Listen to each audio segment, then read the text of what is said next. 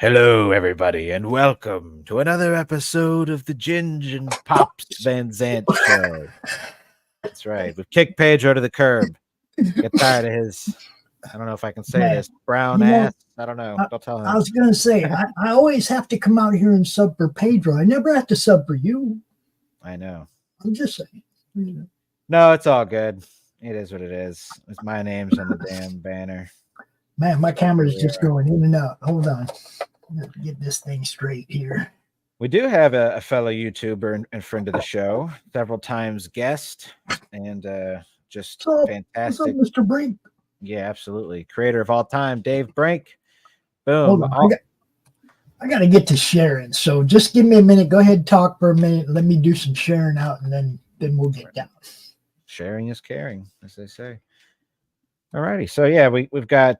Let's see. We've got some other people there. If you're in the chat, do say hello. I think they're on Twitter. Hello, Twitter world. Not to be confused with O.J. Simpson's thing. Hello, Twitter world. When he got on Twitter, he was like trying to start a brand up. I don't know. Anyway, so everybody, I hope you're having a good week so far. Happy Tuesday. Coming up on the Christmas season. Pops, you're looking festive, sir. How you doing? It's the first time I've done the hat. I see. The whole month. This is the first time. First time I put the hat on. Man. All right. Wonderful. We got this is a special occasion then. Yeah. Bring out the jingle bells. Where are they? There they are. It was closer than the other hat. How's that? I don't know. That looks pretty small on you though. I got to be honest. Looks like this one was closer than the other hat, so this one got the call.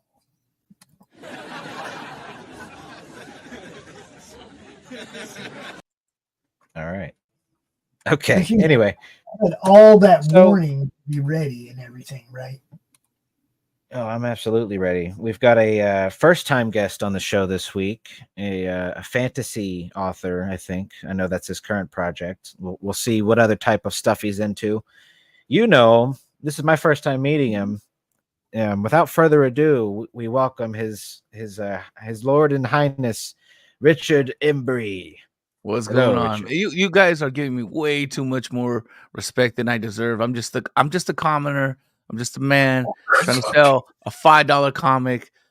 Sometimes I'm controversial, but I've been in the spirit of Christmas. Words right there. You said $5 comics, and you $5 comic get a fan. I figured out a way, and it comes from also succeeding at a campaign and failing at a campaign and making adjustments. And, that's where I think me, myself, I cracked the code for myself. I don't know. Anyone can do anything they want. That's up to them.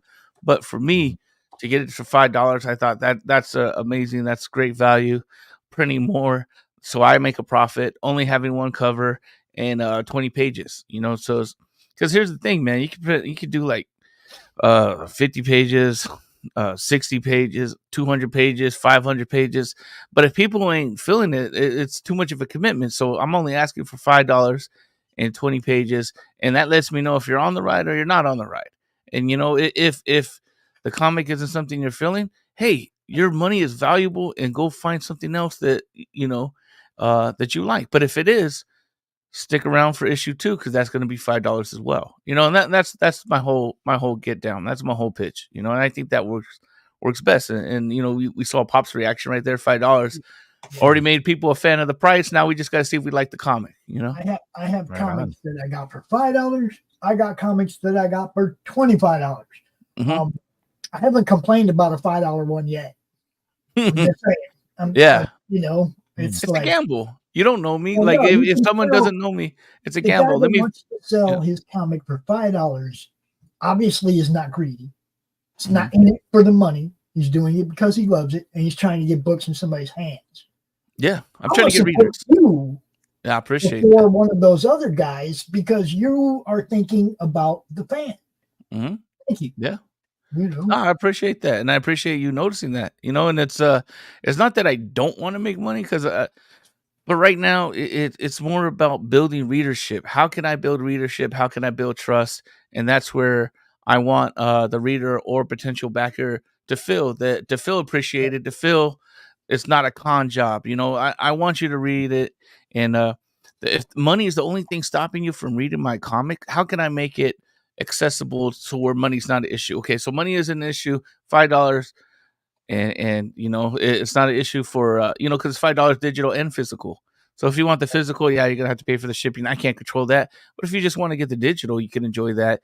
And if you're overseas, you can enjoy that as well. You know, not having to pay the crazy shipping. Because I don't know if you know, but man, over there when I sold the first comic, uh it went to Australia, and I ended up paying like $20 out of pocket for this person to have my comic. So Yeah. you know, but hey, man, it's a learning experience. So now I learned, and you know, it's cool, man. So Right thank you. there, you can check out what Rich has going on right now Yeah. on Fund My Comic. Hey, how's that work? Yeah. Comic, yeah. That's where we do this stuff, guys. Especially because man, Luke did us all in the independent community an amazing job by creating this site, you know, and putting power and worry free, because there's already stuff that you have to worry about, right? When you're doing a campaign and getting shadow banned, or Indiegogo doing this, or you know, whatever, that shouldn't be a thing you have to worry about, you know. Yes. And Luke, he totally made that a non-factor. You know, you got a comic, if it's yours, like, I think the only thing is, like, it has to be yours. You can't, like, you know, steal someone else's stuff and put it on there. But other than that, if it's yours, you know, if it's legal to sell, for you to sell, then hey, it has a place here. I feel the same parallel to that. What shadow banning is to the comic industry, demonetization is scary to the YouTuber, to the content creator out here, right? Same problem. So I'm trying to build a solution for that problem, so everybody don't got to worry about being demonetized, and they can still do their thing. You know, I get what Luke was doing right from the beginning, and basically him and I weren't buddies, but that doesn't mean I'm not going to get behind somebody who's doing something solid for everybody, man. I'm and now I can say we are past any past, you know, issues that we had and shit, because we're both willing to help each other with what we're doing right now, because we both are trying to help everybody. Yeah, the greater cause for everyone, because everyone just wants good stuff to read. That's what it really comes down to. And either you're in the way of it or you're helping it, you know, and that's what it comes down to, you know. So real quick, guys, I just want to say hey to the chat real quick, because we've got a couple more people. So real quick, let's start off with Genuine Comics. I know I already said hey to Dave, but we're taking it back Dave. Up to the top here. We got Chris H with Pops Van Santa. That's very clever. I like that. Hello. Tevin Daniels. What's up, Tevin? What's up, Tevin? I think Chris and Tevin, this is their first time by, so maybe these are some of your boys, Richard. Tevin's cool, man. Tevin, and I don't recognize Chris, but I welcome him, you know. Or maybe, you know, some people just say hi for the first time. I don't know, you know. Right. But Tevin's cool, man. I've seen him comment on some of my stuff, so you know, always appreciate Tevin, you know. He says, and he's also a writer himself, so you know, it's good to have writers in the audience and talk, and you know, it's a whole community, and that's what I like. That's what I like about it. Absolutely, yeah. That's one of the things. I'm out of me and Pedro. I'm the writer, so and on the show we mostly get artists on. So anytime we get a writer on, it's a sort of special little treat. Maybe that's another reason he's not here. But he's like, the car, you know, wait, he didn't draw this? You just wrote it? All right, man. You know, I got some other shit to do. I got presents to wrap. You know, Embree's on his own. You know, you got this. We got Dave. He says, great to be able to sell comics for $5 with added shipping costs. It's at least $15, right? People are willing to support quality indie comics. Yeah. Yeah, if it's going to Canada, it's crazy, like, the shipping Dude, that's or the worst. It's overseas. right there, and it's ridiculous. Yeah. I just like, "Hey, I'll meet you by the Hoover Dam and just with a Frisbee and just" you know what I mean? And This is what I'm saying. see if we Come can to do this. Niagara Falls with the big old Yeah. box. Yeah, right? yeah. I'll take them and ship them out from here. There you go. There you You go. see what I'm saying? Just bring me a big ass box of your comics to Niagara Falls. I need to invest in flying squirrels and just shoot them over the border, you know what I mean? And just like, that'd be awesome. But, yeah, that's why I offered the $5 digital, man. It's, you know, I understand that other people's, maybe their business plan, it's not wise for them to include a digital, you know? And I get it. But for me, like, worst scenario, it gets leaked. What happens? I get more readers. That's what I wanted in the first place. My only thing about I would feel wrong about that is I had people that supported me and gave me money, and that people are reading for free. I would feel some type of way about that for them, you know. But other than that, like, I'm not against digital at all. Yeah, I mean, I'm not a fan of it personally. I got to have the book. But I get digital, and I get why digital. International shipping sucks. You know, there's a lot of reasons. Some people just don't have storage space, but they still want to read the books. You know, this generation is more stuck to their tablet than they are, you know, printed media. Right. Yeah. You know, but for me, you know, I mean, I'm always going to want to have a book. You know? Yeah. I'm being paged by a munchkin. Hold on, please. Yeah, and I think too, you know, my comic is $5. It's 20 pages, but you know, I can see someone, hey, you know what? I'm gonna get for the single issues. I like the story. I'm gonna get digital, but when Richard wants to come out with the collection, I'm in. You know, I'll pay the shipping for that because it's easier to pay the shipping for a book, a whole book, where it's like, okay, this is a complete story. This is the volume 1, than to pay for a floppy, you know, unless that floppy is like a key issue to something, you know. I'm rocking the first on the shirt, you know, key issue Spider-Man 129, you know, like if that was coming from Australia, I'm paying for the shipping because there's you know, but there's you know, like for a new floppy coming out that I could get digital, I want to make it easy on people. Yeah, that's what I'm saying. As a creator, you want to make that available. You want of course, because there's people that aren't, just like I said, they just don't have the space, or they're just not into the printed version. They just, you know, they want to see it on their tablet or whatever. Always offer it. Yeah, I love digital. The only thing to offer, or you're going to miss out on the collectible side of the equation. You know, some of us collect comics still. Yeah. I'm a hybrid because my fingers get oily, right? So I want to read it, I want to grab it, I want to look at it, and digital allows me to do that. And then I get the book and I put it in the, you know, I put it in the plastic and I put it away, and that's how it is, man. That's how, like, you know, the comic I'm reading right now is between the cardboard here. I don't touch them, bro. You know? I got a bookmark. I flip to the page that I'm on. I open it up. I keep it in. I don't touch the covers. Just got to get some white gloves. That's basically. I also have something over the cover. Yes, it is. There you go. The cardboard. I totally protect the comics I'm reading, man. I'm just like. So let me grab the wheel here, boys, and let's get this show on the road here. So Richard, I'm wondering, buddy, tell me a little bit about yourself as a writer. I mean, did you start as a comic book writer? Were you a novelist as well, or growing up? You know, when I was 20, I always had like a creative side. You know, I guess it starts with my grandfather as a kid, always telling me stories. You know, and he would tell the same stories, but he had passion in the story.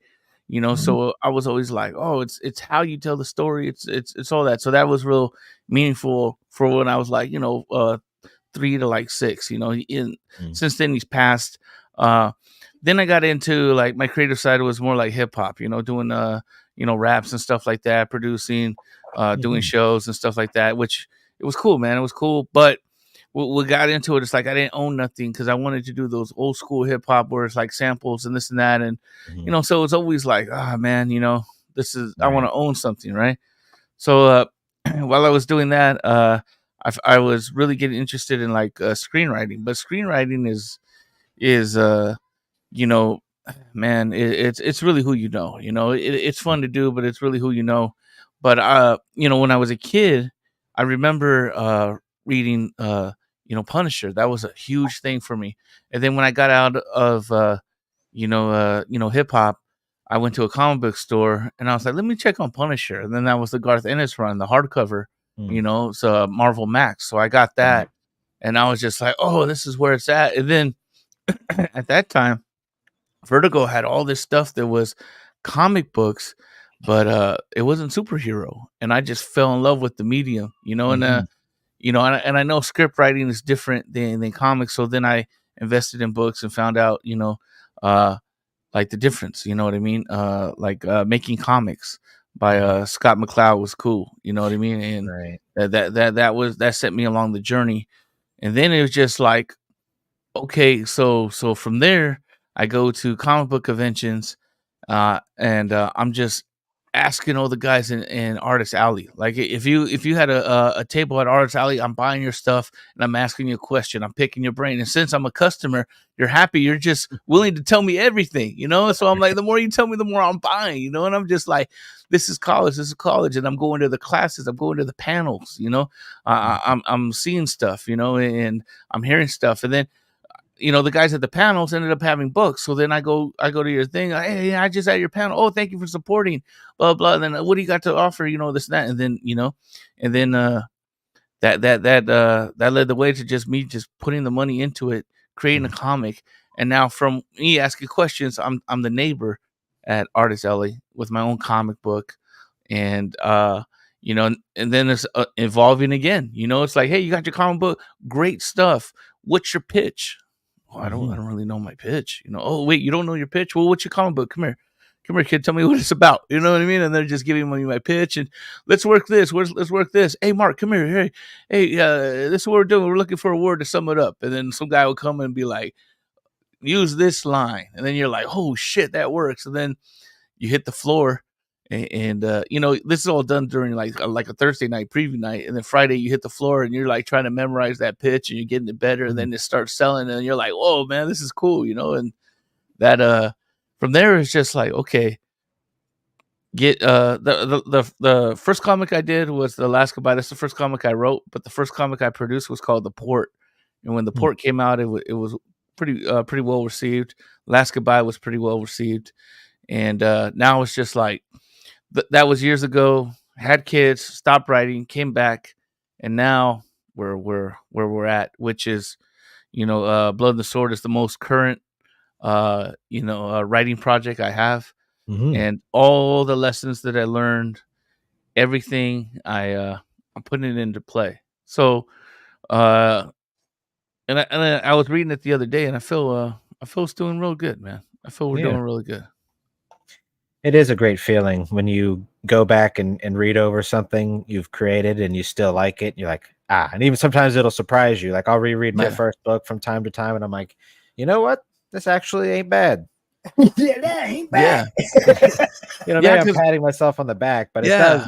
It does feel good still. Because writers have this like curve where like you finish it, you're like, I'm the greatest motherfucker in this world, and then you're like reading, you're like, this fucking sucks. Oh my god, I'm a hack. Someone tell me I need validation, and then you're like, and then you bring it out, and it's like, yeah, it's all right. Where can I make it better? And then you make the better. Ooh, that's a good idea. Ooh, let me change that. Ooh, you have that talk with your editor, and then you bring it out again, and you're like, oh, okay, But now I feel it's good, man. It's ready, and aside from I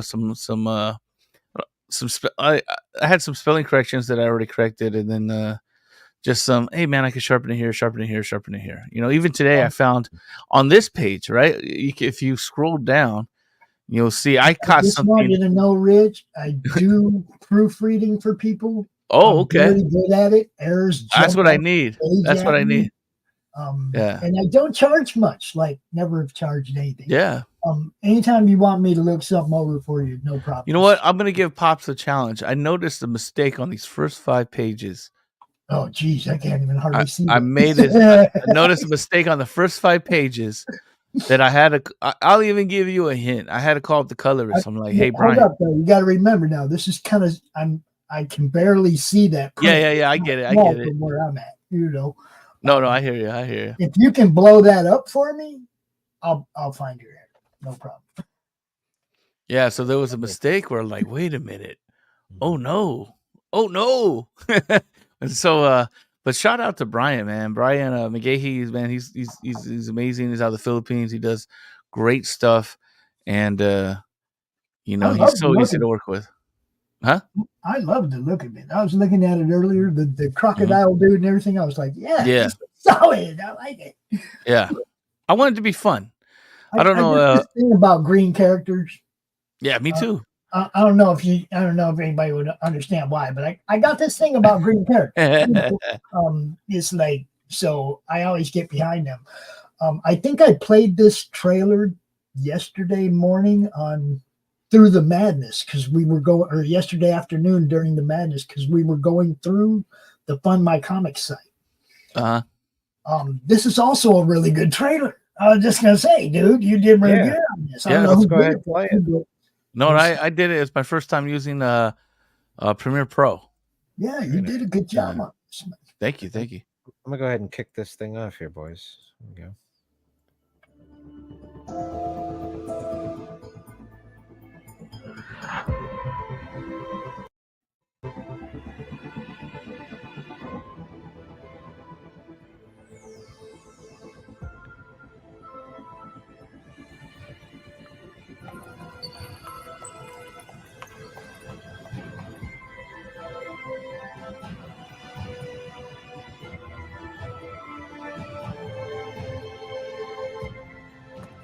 For glory. Nice.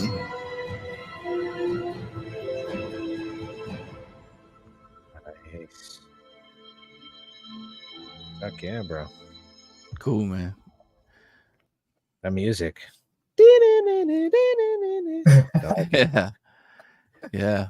We got up to 105 backers. So, I mean, I'm feeling good about the project because I know it's going to deliver. And then my last project, we only had 82 backers in, I think, over 60 days. So I'm already ahead on backers. I know it's because of the price change, but that's what I want. I want new readers, mission accomplished and getting more and more. Isn't this genre a little different too, though? Yeah. The last goodbye was a crime noir. Yeah. Which people did like. Sell. Really, the noirs are a harder sell. But I mean, dude, some of the noirs are great stories, right? Yeah. I mean, you look at a noir and you go, man, that story's gonna be good, right? And they, no, they're not always, but you know what I mean. You just instantly you're gonna have fun if you like it. Yeah. Definitely. Because there's so few, you like instantly go, man, I want to see that. This is a genre that's popular. Yeah. The Witcher, all the different, swords and sorcery type stuff that's out there. I would expect this one to do a little better. Noir is great, but man, it is niche. Well, we learned too, Pops, with the Western. I'm like, what do you mean people don't like Westerns? Only now everybody's selling them, huh? You might think about redoing that one, man, because everybody's liking a Western now. Yeah. Everyone was like, Westerns are hard to sell. You shouldn't do it. It's like, man. But I invested a lot of money in that. It's time, I don't know. It's like sometimes you got to move on. Sometimes you don't. I would like to, but if it comes to, okay, I have the money to fund one, it's going to be Blood and the Sword because I'm just having so much fun writing it and producing it and doing it. Let me tell you what, though, Richard, what you've shown me is that you are multi-talented. You're not stuck in one place. Yeah. Okay? Definitely. You did a Western, you did a noir, you're doing a swords and sorcery. You're showing your versatility now early. Everybody knows you can do this and this and this. Yeah. Keep fucking challenging yourself, bro. Thank you, man. Thank you. Yeah, I got other projects lined up. I just can't really speak on them yet. But I'll say horror is definitely one I'm gonna touch soon. That sounded kind of weird, but like that old whore. No. Or better be 18 years of age. You know? Yes, please. Well, hey, Neo Star, real quick, just shout out. Had a very busy day, Ginge, but strangely enough, it was very fulfilling. Well, congrats, my man. Neo Star, good friend of the show. As a TMNT fan, I'm always in support of more green heroes. Let's go. Well, let's learn a little bit about this particular set of heroes here. The pitch was like a buddy cop kind of thing, right? Yeah. Not necessarily cop, but yeah, man, tell us about it. What do we got here? Well, we got Valen. He's on the bottom right. You know, that's basically our main protagonist. You know, Valen is all about the coin. You know what I mean? He's all about the coin. If the gold is gold, then it's good. You know, we're you know, the money's green. It's green means gold. Green light. You know, he's ready to go. You know, and then his partner, you know, or venturing partner is Mango. And how I came up with Mango was a little help from my daughter. So it was after Talent Flash. That was the Western me and Pops were talking about earlier. It failed. You know, a lot of things were going on. I was getting blessed in life, but that was the thing that failed, right? So I'm at a new job, new career, new house. Everything's good, but I don't have that creator fulfillment. So I'm just sitting there. I'm playing Conan, you know, and I'm just thinking like, man, you know, thoughts of comics were there, but not really. But then they're always there because it's like this. Like it's like a drug, bro. Like, you know what I mean? It's like I gotta come back. I gotta do something. I can't like fucking, you know. And I put it this way. I started learning craps because I wanted to get, you know, a hobby, right? I ended up winning 3,000 and stuff, and I'm like, hey man, I can press a comic. You know what I mean? It was. I'm still thinking about comics, right? So I'm playing Conan, and this alligator attacks me. And with Conan, you know how you can have that thrall person, you know, and assign them to you. So I had like a female thrall because my daughter's watching me play. I'm like, she's like, I want to play. I'm like, you are playing. That's you, you know. So I'm like, you know, she's like an AI character following me. Right. And, you know, this alligator starts attacking me and she's like, Dad, don't kill it. And my daughter loves animals, even if they're digital. And I'm like, I got to kill it. We need the leather. You know, the program. You signed up for this, you know. I know you're 5K, Lonnie, but you signed up for this. You know, you're going to have to suck it up, you know. And she was like, no. And she's always like, it's my friend. It's my friend. She says that with everything. Like she'll see a dog walking down the street. Oh, that dog's my friend. His name. And then she'll make up the name. Right. So I was like, for shits and giggles, like, if it's your friend, what's his name? Right. And without hesitation, she fired back at me, Mango. And I was like, oh shit, a humanoid alligator character named Mango.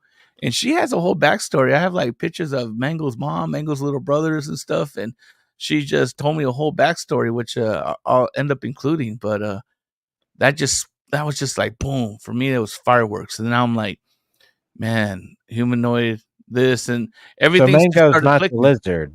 I'm sorry to interrupt. Yeah, he's an alligater. He's an alligator humanoid. Okay. I'm sorry. I was thinking the chick at the start of it. Okay. Yeah. No. That's Amara is she is a character that used to go adventuring with Valen before Mango was there.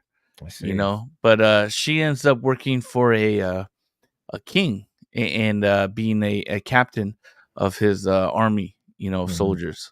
Because she knows the territory, she's good at strategy, she's very intelligent, and she knows how to carry herself in battle. But Valen's like, bro, I'm not doing that. I'm not listening to no one telling me what to do. You know what I mean? And they just have different motives. He's motivated by the coin, she's motivated by the status, and Mango's motivated by honor and duty.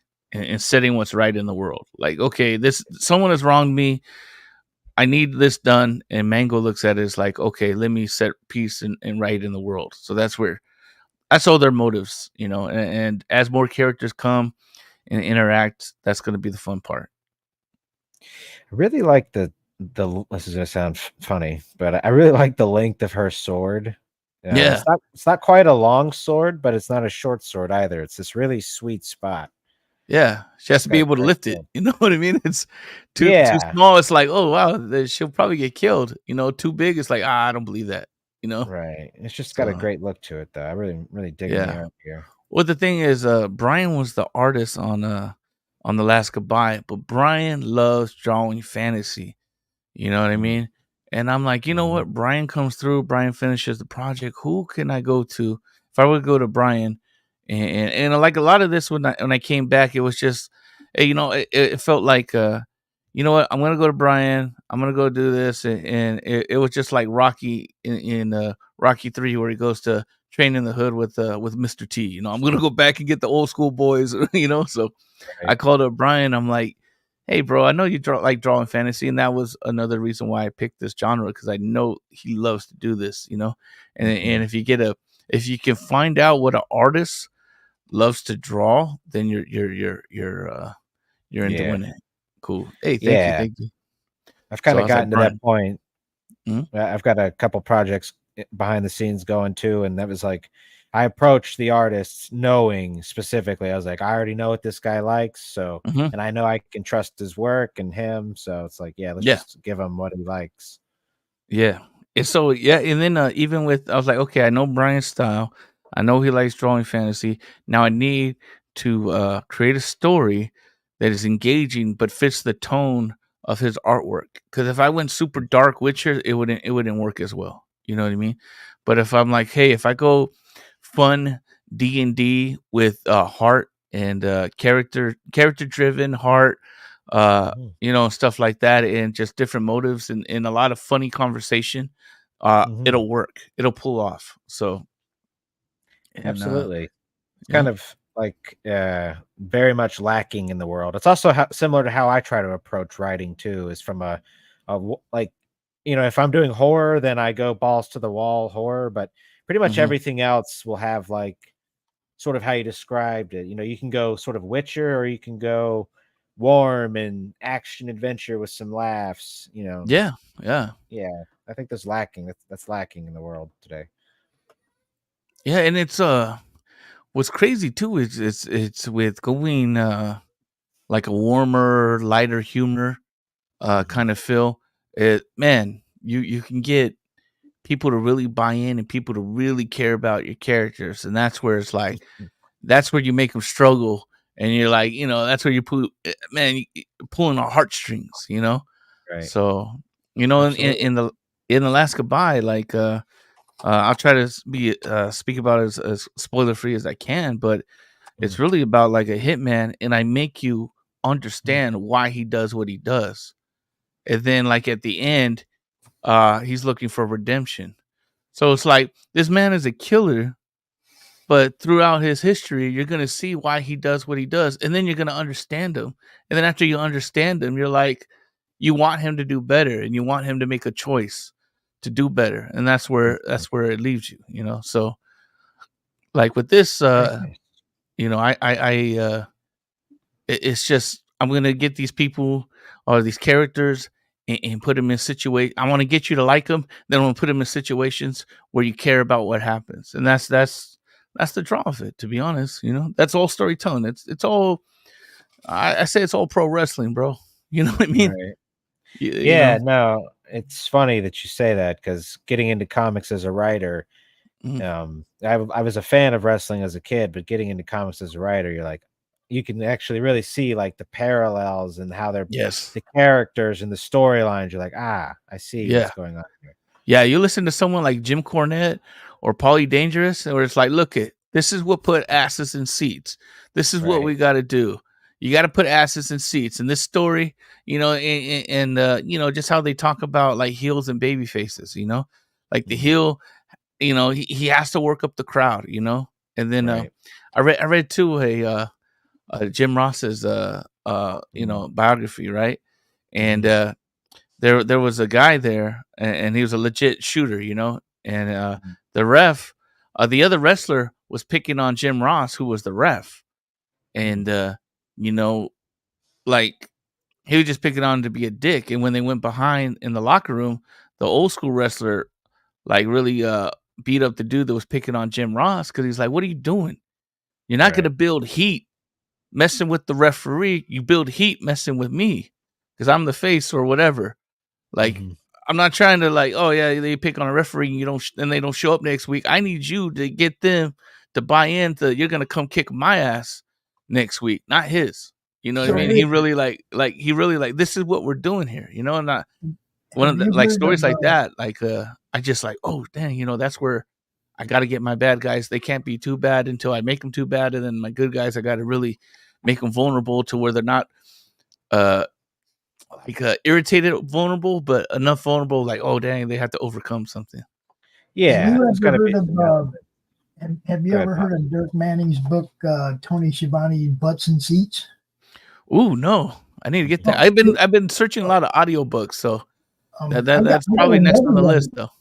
I got another one from Dirk that he did a long time ago that was like a ad subscription type weird thing only that I picked up from him when I met him at the con recently. But yeah, he's the one that did the Tony Schiavone Butts and Seats, man. Okay. And he's got a bunch of good shit. He's just awesome. Yeah. Well, like if you look at a lot of things, man, a lot of things people, it's like a lot of old school pro wrestling got robbed. They took a lot of things. Even if you look at like boxing, how it's presented, UFC, how it's presented, that's all Vince McMahon. You know what I mean? And it's crazy, but it's they have people showing up every week, and it's bad guys and good guys, and that's what really a story comes down to. You know, at least comic books. So I totally. I'm glad I'm not alone in seeing the parallels and seeing the correlations, you know? Yeah, absolutely. Entertainment. Yes. Absolutely. So real quick, we'll say hello to Neostar. He's left some chats in here. Yeah. Let's see.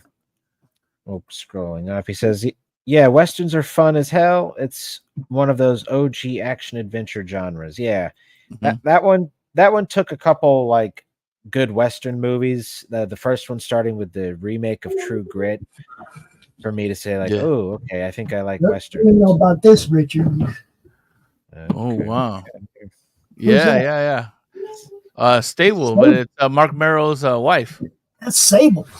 Yeah. And this is the one I was telling you about. The Uncanny Ad Free. Now, if you look, you got Arn Anderson on that cover.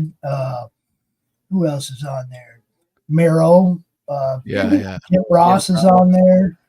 The Casio Kid. Yeah, that's Dirk Manning right there. That's cool, man. That was a subscription only, man. I scored that. I was like, yes. Nice. Okay, so let's see here. What else do we got? Yeah, wrestling and comics is, you know, it's been pretty parallel for a while. I think I got some Undertaker comics, a bunch of different shit. Yeah, that makes sense. So Neo Stars, yeah, same here. Find the artist that fits your style, but if you also find your artist niche, then you got an ultra combo. There you go. So let's talk about that, Richard. How did you meet your art team, buddy? Oh man, you worked on them with another project, or it goes back to so you know, rewind. We're back at like, you know, when I'm asking you know, people for advice and getting stuff. It starts with two sites that were up, and I found Brian on Pencil Jack, but it was digital webbing and Pencil Jack. Digital webbing was the premiere to go look for artists, which is just basically it's like a message board. Remember those old school message boards where you're like, hey, looking for artists, or they would have like a thread just for artists. You go in there and you can private message him, and you know, that's where I found Brian in Pencil Jack. And how that started is I started working with him, and then he had a family emergency, and then we had to put a stop to the project. And then I went to another project, what was the port. I finished the port, and you know, that was good, you know. And then I was gonna do port 2, but it just wasn't working for some reason. I don't know if it was like communication or the artist got a new job, or I think I was trying to change the direction or whatever. But a lot was going on. But then Brian appeared again and was like, hey, you want to finish this up? I'm like, hey, this makes more sense to pursue the finishing up The Last Goodbye, then issue 2 of the port, because then I can have 2 complete books, and then I'll go back to the port 2 after I finish the Last Goodbye, because I was trying to go to a con and have a book every time I was at a con. You know what I mean? And that was like years apart. So, you know, he came back, we finished the book, and when I brought it out that time, it was just in black and white. It was just inks, and that even that had the appeal where people are like, "Whoa, that's just inks? Okay, I want to get that," because not a lot of people are having books with just inks. But you would see that in Artist Alley. I don't want to say a lot, but it would be there. Like I don't think that would fly on Indiegogo right now. Like people want the most stuff for their money, which they should, So yeah, it depends. There's been like a couple horror creators. I think the my dog got a hold of it before I could read it, but the was it Mandy Summers' book? Oh yeah. Oh, good That was one. in black Yeah, and white, I believe. I got that one. Yeah, Peter Yeah. Gilmore's the Right. man. Yeah, he's a beast. Just leave it alone. Don't you're gonna mess up what Peter's doing. Leave what Petey's doing alone. All right, it's already good, man. Pops, Yeah, I think he's you're a beast. muted there. I don't know if you were talking or okay. All right. Yeah. No, I do remember message boards actually. That was like for me, I was probably like 14 or so when I discovered them. Like there was like 2 different ones I used. I played the Yu-Gi-Oh card game a lot. So I would come across Yu-Gi-Oh message boards. Nice. But another one that was like actually really hugely influential to me as a writer. There was the Adult Swim had a message board for a while, and they used to have people that would take different animes. It ended up getting moved off to other message boards, but basically people would take animes and they would create like a D&D style role play system around it. Yeah, you wouldn't roll dice, but you'd make a character sheet within the world, and the DM would like pitch you a story that you were playing along with, and it was like a text and respond type thing, but on a messaging board, and that it was sounds like all so kinds cool. of different. Oh, dude, it was for me. It was like just imagination. Like you could go wherever you wanted. So yeah, it was really awesome.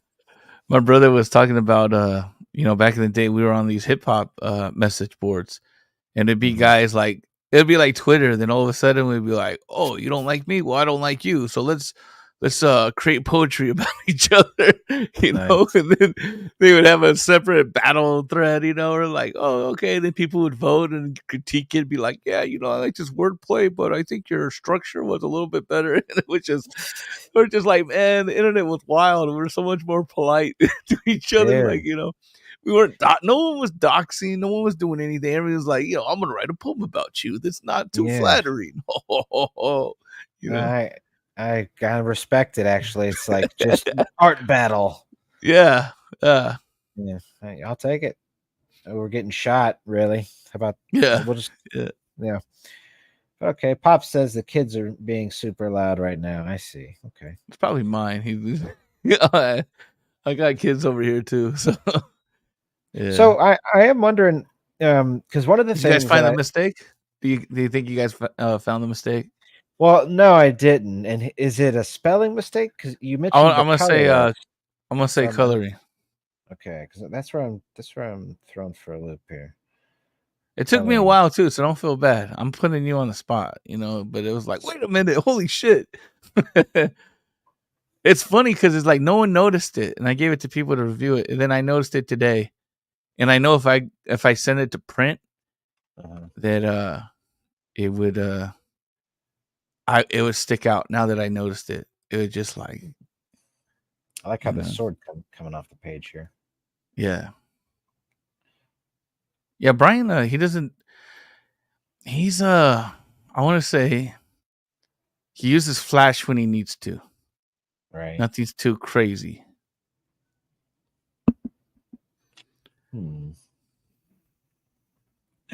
Maybe this, if I'm just taking a stab. I mean, the ground underneath this tree might be green, like a green patch, but yeah, I'm just looking for something. Yeah. I mean, I don't think I see it. I don't think I see it. I'll tell you what it is. Go to page 2. So page 2, it would be actually page 3 because of the cover, right? So we go to page 3. Look at the guy's gloves on the horse.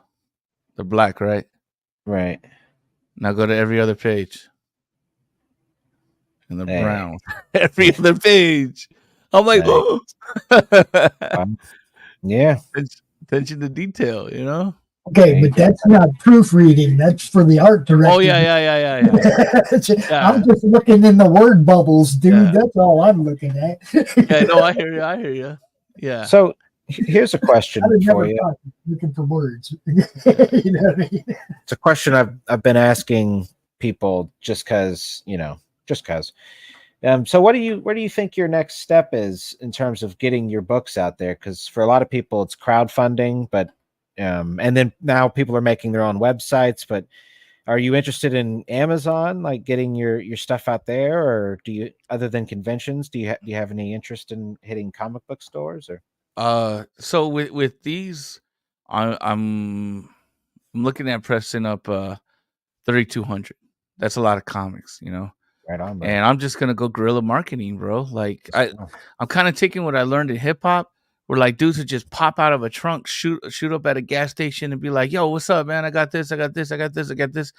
And COVID scared us a lot from interacting, but people are like over that shit. They're done with that. They want to interact with people. So it's like, I still remember people popping out their car at the gas station with. And you get that impulse buy, and I'm like, man, just trying to sell. Hey man, it's a comic book I did with my daughter. She co-wrote it. There's her name on it. $5. What do you think? You know, do you like this? You know, and then getting into stores, maybe doing in stores, because that's what hip hop would do too. They would have these in stores. You know, this is the good thing right there. If you can get into some of your local shops and do signings, yeah. You know, I'll put it like this, man. Look, you get to bring all your books. I'll put it like this. I would say this. You know, I would go to a shop and say, "Hey, shop, Pops got the shop. Hey, Pops, you have a shop. I got a book. Let me come in there. I'll have my graphics guy press up a flyer. We'll promote it for a month. We got to do it for a month because we just shoot. No one's going to show. But we say, if you come into the store and you spend $25 in the store, I'll get a free. I'll give you a free comic and sign it for you. You know, so come in, and then I'm just gonna sell 5. But if they buy out of your product, I'll give them a thing, and then however much you sell. Over to my table with the $25 receipt, I'll just give them a book. But otherwise, they got to buy. Yeah, and I'll sign it for them. And, you know, like we can do that all day, man. You know what I mean? And I'm just there selling. So it's like whatever I sell, I keep. Whatever you keep, and then you know. Sent it to people to buy. Guys, putting books in people's hands is the most important part of it. Getting books in people's hands. Yeah, you know, whatever you can do, whatever you can sell it, whatever, you know, just do it, man. So this sounds pretty rad. Neostar says I had donated a lot of my old wrestling comics to an indie wrestling charity event. Got a sweet luchador mask while I was there too. Let's go. That's cool, man. Yeah, and there's a lot of like conventions. I'm gonna have product for. I just need to buy the table. The product's already there. I don't need to re-up on product. You know. Another thing too is I invested in shirt printing. So I have shirt printing equipment, which I have a DTF printer, and I could make my own shirts, print my own shirts. DTF. Yeah, right? Direct to film. Yeah, I know people like not bro. That. Okay.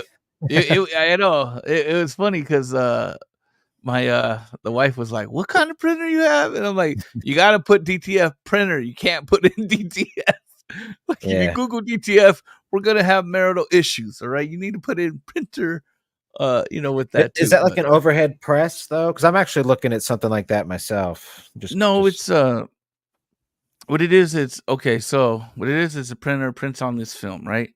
And it prints a mirror image. So it's on this film, and then you put this powder on it. You put it in an oven, and then it bakes the powder. But the powder is an adhesive, so it keeps all the print in play. I mean, all the ink settled and there, right? So whenever you use it, you put it on a shirt, you heat press it, and then it basically transfers from the film to the shirt to the cotton. It absorbs there. It's like cooking the ink on top of the shirt on top of the cotton. And then when you lift it, you peel the film off, and the ink's there, and then you hit it again. So right on. Yeah. It's I don't have to worry about colors. I don't have to worry about really cleaning up. I don't have to worry about a lot of other stuff that comes with silk screening. But if I did need something silk screened, I have a person that does that, but there's also a setup cost with that. There's also a lot of stuff, you know, a lot of labor that goes in with that. I can just, you know, do this Yeah. and do it myself. Yeah, I'll have to look more into it, but the ones I've been looking at, I think are like your standards. It's like on Instagram, there's a bunch of people that have like clothing businesses where they really put a lot of care into the branding of everything, and they print their shirts at the house. And if they're artists, they'll also do the design. It's like they do the full thing, and then they've got this machine. It's like $150 on Amazon. You just pull it down and press it onto your shirt. So with that too is like those $150 machines, the heat isn't consistent. So where you might mess up a lot of film. So it cooked over here, but it didn't cook over here. When I peel it, the ink is still on the film. So I messed up the shirt. So now I messed up the shirt. I messed up the film, all because this wasn't consistent. So it's you know, look at one that gets ratings. There might be some good ones out there.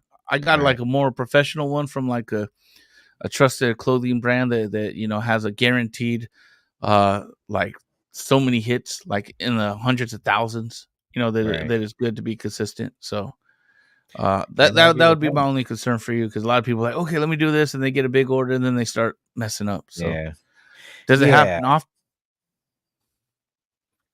Oh, we back. Oh, so does it happen often where it doesn't work? It happens enough to be scary, but it doesn't happen too often, but enough to be scary. And I don't know, I haven't won the lotto yet, so a lot of times it's like, hey man, it was you are the one that picked the, you know. So no, it's sort of like trying to decide, you know, how much money I want to attempt to make on it. You know, it is an investment thing. This is you know, the business element of it. It's like Shopify. You can, you know, you've got a little bit of sort of, you can set how much you want to make on it or whatever, but you have to start quickly getting into the 25, 26, you know, $30 a shirt, which I know is like sometimes standard for online, but is a bit more than what I want to charge. You know, just thinking like standard $20 is probably fair, but if you're not printing them yourselves, it's almost like you're not really, there's not a lot of room to make money on it, I think, unless you're ordering in really big bulk. Yeah. Oh, what you know, if it might look into all options, right? I would say this: look into all options. If you're by a major city, maybe go to a couple a shirt wholesalers that kind of like, hey, how much is this shirt? How much by the dozen? How much for the half dozen? You know, that kind of comes into play. And then kind of have an inventory, and then with that also you can buy the design, have the sheets ready, and then you know press it yourself. You know what I mean? But there's so many ways to work around it. You know, it's I think I took a giant step in getting the printer. You know what I mean? But I did it with the intention of helping out other CGers and campaigns. You know, like I just you know, picked up even this weekend, it's like, hey, I heard you do shirts. I need 8 done. Someone ghosted me. Send me the file, you know. And I believe they messaged me on Thursday. I already have, I mean, I'm waiting for the shirts. I already printed 3 out of 8. And I'm just waiting on Lady T's to come in so I can complete the order and ship it out. So it's, right on. You know what I mean? It's like, that's where I feel I can help out. You know, if Pops wants, hey, you know, I'm doing this shirt and this and that, it's like I'm able to do that. If you were going to, just buy the labels or whatever, you know, the big sheets of it, it's probably going to cost you like $12, $12 to $10 for someone to print it out for you. But me, it's like, yo, I got them all day, man. I'm at such low volume, you know what I mean? I can take care of people. To do a shirt for me once so I could show people what the quality. Yeah. I don't remember if I. It's we needed just the design. To put on a shirt. I don't even remember because. Man, I get so. Look, the next show, the last show is gone. The next show is on. Yeah, you know what I mean? Yeah. It's like sometimes I totally forget. You know? Oh no, that happens. Yeah. When people invite me to do stuff like that, it's like, man, shit. And then that is something will trigger my memory 6 months later. Oh shit! Wasn't I supposed to send him something? Real quick, guys, that is actually a good segue into what else you have to offer, Richard, because we are getting close to the end of the show here, buddy. So let's take a look at the perks, man. Or Yeah, let's what are do they it, called? man. Rewards. Yeah, they're called rewards on Yeah. here. Yeah, All so we right. got the $5 digital, It's we're gonna Can't be beat shipping that. that out. Yeah. 20 pages, $5, Because I was even adding it up. If I go 3 issues in, right? That's like $15, $5 per issue. 3 issues for $15 for 60 pages is actually still a pretty good deal. Though you get it Right. over time. Mm-hmm. A lot of people are selling 60 pages for $25. So and see, that's this what I'm is one saying. of the things I try to tell people. Then they say, "Yeah, but you got to pay 3 times for shipping." Yeah, but we get to spread that out. Mm-hmm. Like, it's rare that I have $40 that I can throw out there for a comic book. That sort of goes back to my thing of what that, or maybe I just keep seeing it this way, but to me, things all sort of keep leading back to this like life after crowdfunding. Like, I've kept bringing it up in this show and in previous shows, but I think like the pressure of campaigns and sort of can be very overwhelming, but it also kind of clouds the fact that there are things to do with the book after campaigns. Once you have the file completed, like that's really the golden ticket. You can do whatever you want with that. So exactly. Yeah. Anyway, and then we got the physical comic, $5 plus shipping. Shipping inside the USA is $5. Pretty much from Hawaii to New York. I'm in California, so Hawaii to New York, it's $5, man. That's what it's been on a pirate ship, and I chose after the holidays, so hopefully it's it's because right now it's like some is over, some is under, so hopefully it's under, like, most of the time, so yeah, trying to ship anything during December and maybe into January, I don't know, but definitely during December, that's asking for trouble. Yeah, just get your wallet out and let me punch it. That's what's gonna happen. Yeah. Punch your wallet. Yeah, and then digital bundle. So I have The Last Goodbye, and the Blood and the Sword. So both are going for like $5 digitally. All right. So February 2nd, you get two comic books, digital comic books, and you could enjoy them right then. Load them up to your iPod or iPad. That's what I do, man. I love sitting on my bed and just having the iPad. I'll go and buy like old school collection, and then I do two sort. I read and I collect. It's two different things. So I feel you. Yeah, that is like the thing. Digital, like especially the old school stuff. I like to keep an eye out for old school collections, but like omnibus and things like that, it's like they get they start expensive, but if it's anything worth a damn, like it turns, like it just gets bought out, and then you're paying $50-$60 more at least. I got a Dungeons and Dragons 120 pages for like $10. Ooh. So it's like Dungeons and Dragons Volume 1. I'm just like, okay, even if it sucks, I'm like, okay, it's $10. So right.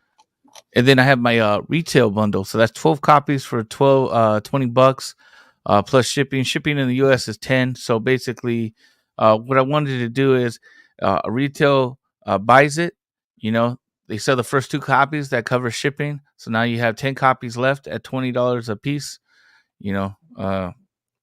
I think double up your money, man. Sell them for $5. Double up your money, or more than double up.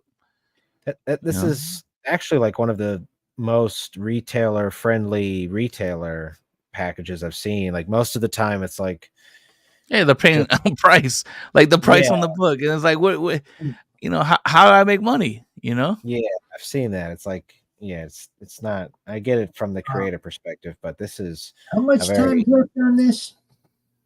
Whoa. We lost him. How much time's left on this, Richard? Oh, we got 1 minute. 1 minute. No, don't worry about the show. I'm in charge of that. Oh, okay. How much time's left on the on the campaign? 19 days to go, man. 19 days to go. Look, you can just consider that I'm gonna get me one of them retailers. That's too good of a deal to pass up. Yeah, you can pass them out, man. Yeah, That's what I wanted to. Is just that's if someone's like, hey, cons, I can, I mean, that's sell them. Yeah, dude.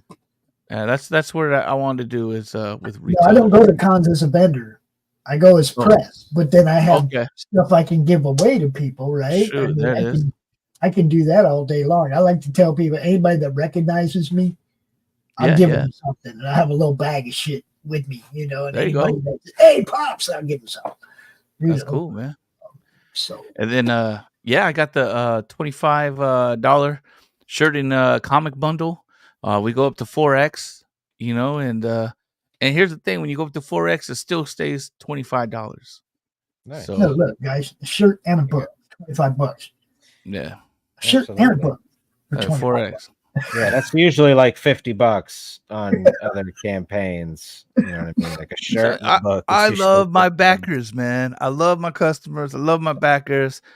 Like, I want everything to be. If you spend money on me and my comic book and my team, I want you to have a good time. It needs to be enjoyable. The purchase needs to be enjoyable. The comic needs to be enjoyable. And here's the thing too. After the campaign, we're gonna go and just keep it as a store, right? But I want someone that bought the digital to be like, man, I like this. I want to go buy a Mango shirt. I like Mango's character, and that's where I want that return customer, and I'm thinking about going after, I make sure everyone gets their comic book from my comic, maybe campaigning on Indiegogo and putting up a different shirt. And hey, if you want to go to Indiegogo, hey, that shirt's there, and keeping it different with a different shirt, but still, after the campaign for Indiegogo, putting it on from my comic too. So it's I just want to do wherever I can make it easier for the customer and make it easy a decision that you're not breaking your wallet. Times is hard out there. I know, I got 2 kids, I got a house payment. Times is hard. But I was able to figure some things out, get this comic made. And this comic got made with really creative people not being greedy with me because they love comics. So I deliver that in the marketing with this, So I'm not being greedy with people that love comics. And that's what it really comes down to.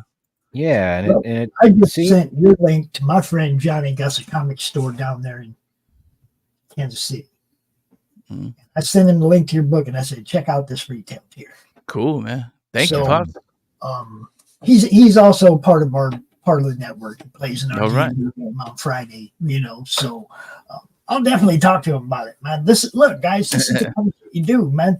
That's actually the best retail tier I've ever seen, and I never thought anybody would do a better deal than Lucifer did. That's pretty good. It definitely seems like your strategy has been paying off. You said your previous campaign had like 80 something backers, right? 82, yeah. So now you're at 105. I mean, I gotta imagine some of those are at least returning customers. So definitely got new ones. What's crazy? I'll tell you what's crazy is I've been looking at the names, and this is what I like, and I appreciate these people. I'm not seeing familiar names. When I did the first comic, it was 82 comics. There was a lot of friends, and I so appreciate my friends, coworkers, family that supported me. Right. Thank you so much. I'm really, really valued that, man. That meant the world to me, But I don't want to say they didn't show up this time, but I'm not recognizing the names as I did before. But I'm recognizing new names of new people that don't know me that are excited about the project, or maybe they see me on a stream, or maybe they've seen something on Twitter, or maybe they're just like, hey, that value is too good to pass up. So maybe I'm excited about seeing that. Working. Yeah. Maybe Fund My Comic is actually working, and when people go there, they actually look at all the comics there. Yeah, well, when I go to Kickstarter, I'm not looking for comics. I go there because somebody sent me with the link. Right. True. And I just noticed comic, and I look through the whole list because I know it's all comics. Yeah, definitely. And I noticed too, another thing, I was getting this campaign has been highs and lows, jumps and jumps. It's people getting paid. That's what it is. I get it. Yeah. But I'm thankful for the people that they had the comics on Fund My Comic. The new comics. I was always like top in the top 4. And I think that has a lot to do with it too. Because like, okay, let me check this out. Oh wow, okay, let me see this. And it being $5, it's there, man. That's what I wanted to. Well, I know that Fund My Comic gets more actual promotion for the site as opposed to the comics.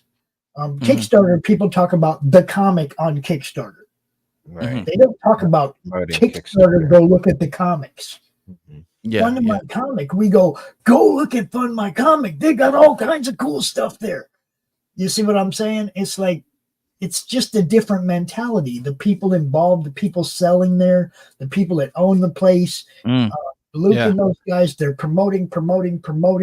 They encourage people like me to help. I didn't buy that shirt. Yeah. Luke gave me that shirt, So what did I do? I say, I'll make sure people see that shirt, whether I'm wearing it or not. Yeah. Okay, but when I go to a con, I'm wearing that thing now. Right. Speaking of WWF, Pops is cutting an ad over here, a promo. Yeah, you got to do that. You got to do that, right? Like I said, man, it's the only site that I'm both endorsing and recommending because there is none of the crap you were talking about earlier. There is no. Yeah, you don't have to worry about it. There is. It's so stressful. Yeah, you got a human looking at your campaign. You got a human helping you. You got when you need help, you call them. You got a human. You don't get the automated service. You don't get the runaround for 3 weeks. You got a human to talk to right away.